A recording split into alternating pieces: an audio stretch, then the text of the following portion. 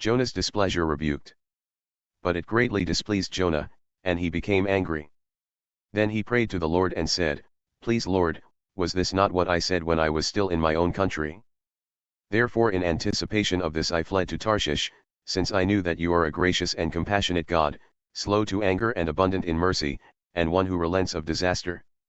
So now, Lord, please take my life from me, for death is better to me than life. But the Lord said, Do you have a good reason to be angry? Then Jonah left the city and sat down east of it. There he made a shelter for himself and sat under it in the shade, until he could see what would happen in the city. So the Lord God designated a plant, and it grew up over Jonah to be a shade over his head, to relieve him of his discomfort. And Jonah was overjoyed about the plant. But God designated a worm when dawn came the next day, and it attacked the plant and it withered.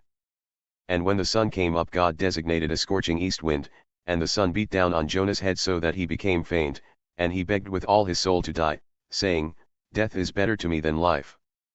But God said to Jonah, Do you have a good reason to be angry about the plant? And he said, I have good reason to be angry, even to the point of death. Then the Lord said, You had compassion on the plant, for which you did not work and which you did not cause to grow, which came up overnight and perished overnight.